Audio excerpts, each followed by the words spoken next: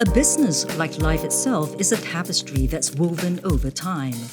The most beautiful ones are often works that span generations, with every new one building on the successes of its predecessors. Join us in conversation with local business leaders as we explore just what it takes to craft a lasting legacy. Hello, and welcome to this installment of the Opus Legacy Roundtable series, where we discuss issues related to continuity and legacy planning. This is brought to you by Opus by Prudential, a dedicated offering designed to meet your wealth management and legacy planning needs. I'm your host, Melissa Hyak, and with me today is co-founder and CEO of Bynd Artisan, Ms. Winnie Chan. Bynd Artisan specializes in premium customized leather goods and personalized paper products. The business was originally founded more than 80 years ago by Winnie's grandfather, Mr. Chan Kun Song, so there is an element of preserving a legacy here. At the same time, Winnie has to ensure that Bynd Artisan continues to meet the demands and aspirations of the clients and colleagues of today and the future. So, Winnie, shall we start right from the beginning? Yeah, sure. Hi, Melissa. Thanks for having me. Thank you for being here. So, how did the business land on your lap? Well, prior to starting Bynd Artisan, I actually worked in my family business for 22 years. I've always admired what my father was doing as an entrepreneur in a family business. And I just wanted to follow his footsteps. So I joined the family business immediately upon graduation from UC Berkeley. So when you first took over the business, what areas of responsibilities did you start with? Well, I didn't immediately take over the business. I joined the business and I guess it was very difficult. It was a very hard and long learning journey for me because essentially as the boss's daughter, no one dared to tell me anything, to order me to do anything. So it was difficult. I had to find little projects for myself. And essentially, I had to prove myself not just to my father, but also to all the long-serving co-workers that were working in the family business. Did you find it particularly challenging? You have already mentioned that, because you were the boss's daughter, you weren't getting the kind of feedback or the honest feedback that you really needed. So in terms of how you interacted with the staff around, how did you try to get over that? Aside from, finding things that you needed to do yourself. Yes, obviously, I think being humble and being grounded. Also, I think I have a willingness to get my hands dirty. I'm not afraid of getting my hands dirty. So I guess after a while, it really proved to them that I was able to execute. I still remember once when my then boyfriend, now husband, he was trying to date me out. And I was busy packing in the warehouse. And I said, could you come and help me in the warehouse? Because it was like a weekend. Yeah. And so he did. So things like that, really, it's small gestures. But I guess over time, it proved to the staff that I really wanted to get things done and execute it. Was there a particular point when you realized that, okay, I think I'm accepted as one of them or as a regular person working there rather than someone with a special status? I remember one of our old printers, I think he was in his 70s and his heart wasn't doing so good and he actually retired. And I remember him coming back to visit all of us in the factory and in the office. And he gave me this huge thumbs up. And I think that was one of my proudest moments.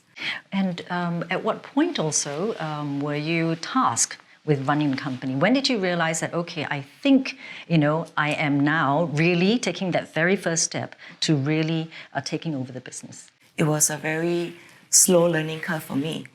And after that, so I was there 22 years, after 10 years of understanding the business, within 8 years, I tripled the company turnover. I initiated a lot of initiatives to professionalize the business. So one of them was actually a branding project that resulted in Bynd Artisan. Okay, tell me more about that. Yeah, so it was a time when I guess we realized that increasingly we are no longer relevant to the next generation. I remember bringing designs home and showing it to my kids. And back then they were in secondary school. And they would say, Mom, why are you still working on these things? Nobody buys these things anymore. And I guess it was at that time that I realized that I'm not going to have customers in the next generation unless, I pivoted and I reinvented myself. Yeah, so I went into this branding project.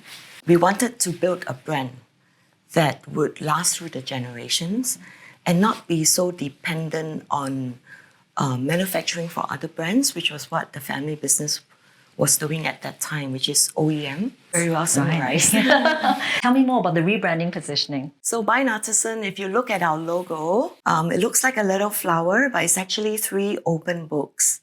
Now, the reason for that is because 3 books because I'm third generation, and the open books because we wanted to convey our open culture of being receptive to new ideas, to innovation, and also that open door policy that we've always had with our co-workers.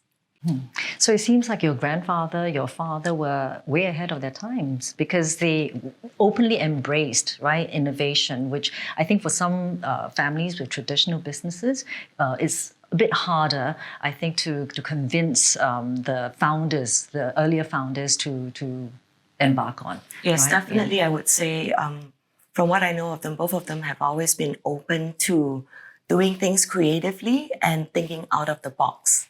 So what's going to happen when your 4th generation takes over? Are you going to add another open book? Or if I'm reading the logo correctly, it looks like it's in a circle. So Yes. It's almost like a circle of Circle life. of It life. just moves on and continues to turn. Yes. Right? Okay, so Winnie, what sort of advice did you get from your father, your grandfather, or just people close to the business when you first took over the business? I wouldn't say they were advice, but certainly there were qualities about my father that I admired and that has been passed on to me. One of them is resilience. I still remember in the 1980s, it was the recession and the business was not doing so well. My father actually had to borrow money from my mom, and my mom was a homemaker, so she had to dig into her savings to help out with the business.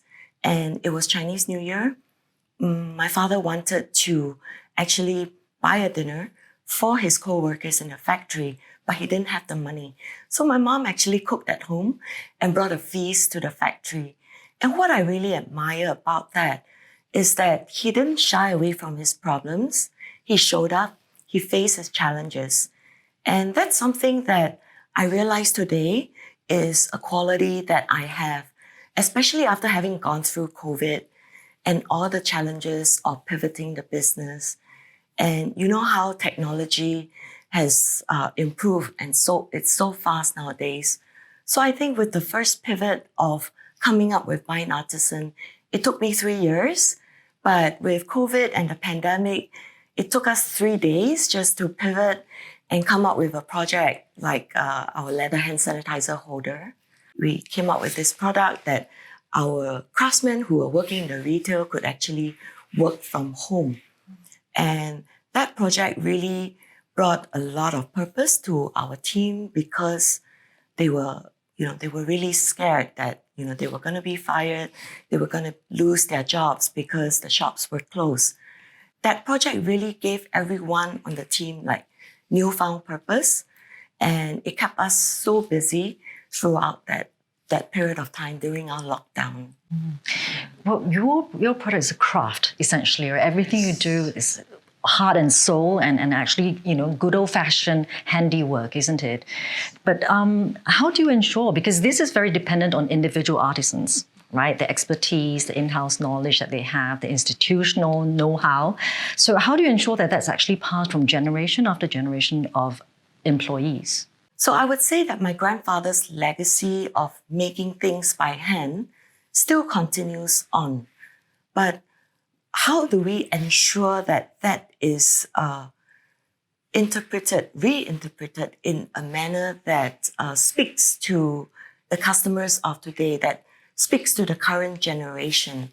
And I believe that seeing the support that we have gotten since we launched Bynd Artisan, all the awards that we have won with Singapore President Design Awards, with Singapore Tourism Awards, it really shows us that our sincerity and our authenticity with what we stand for, as well as our products and services, it really speaks to the needs of our community and our customers. So is what you're saying that you've set up a sort of an institutional pride, right, and a quality, right, that helps you to attract talents to join your company and who can continue to inject, the same sort of meticulous handiwork and interesting designs to your products. Yes, that's right. And also we work a lot with collaborators. And that's also one of the things that I really admire about my father. Because in negotiations, he would always want to leave something on the table for the other party. And how does that translate to Bynd Artisan today, right? So the example of my father, he wouldn't want to squeeze his suppliers dry.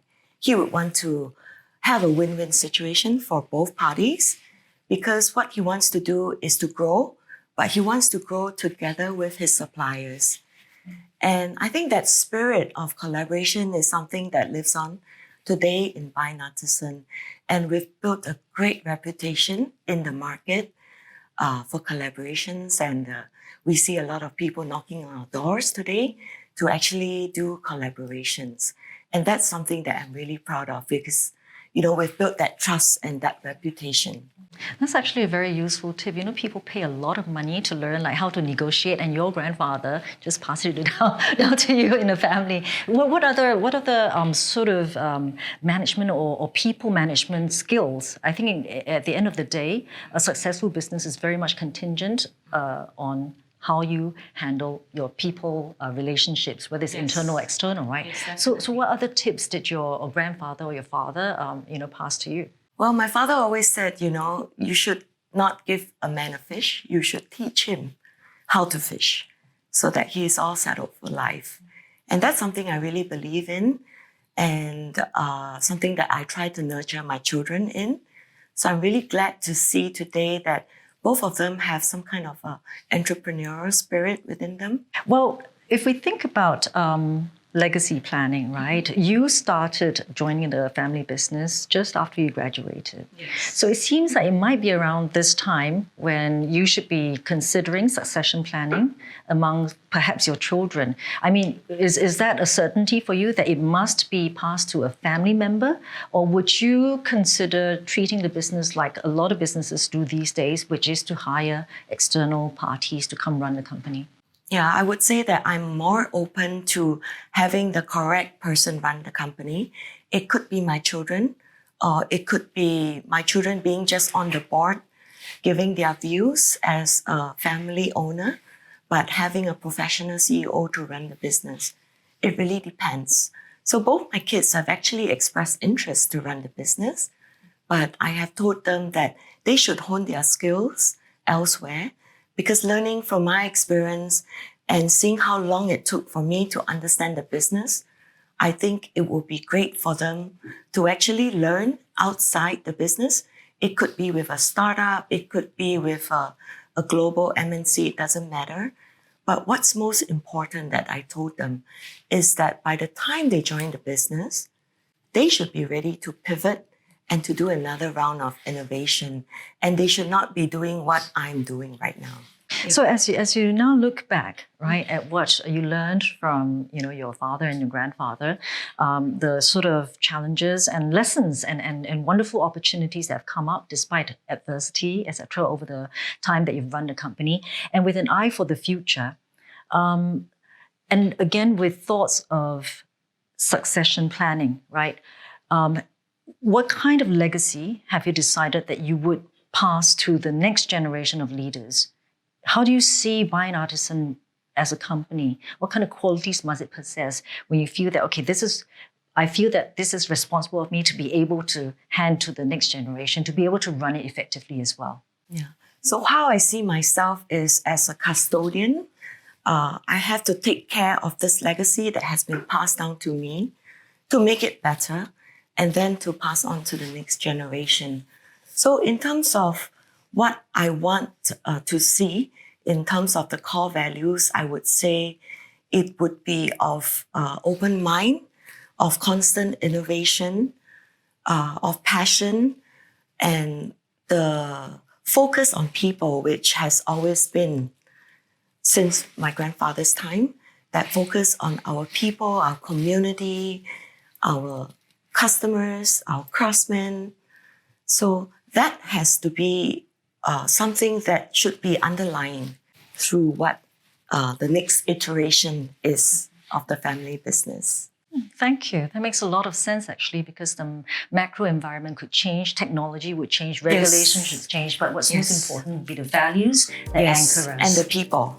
And the people. Thank you so much for your time, Winnie. I've learned a lot from you, and I'm sure our audience has as well. So thank you, very Melissa, much for being having here me today. Thank you. Thank you.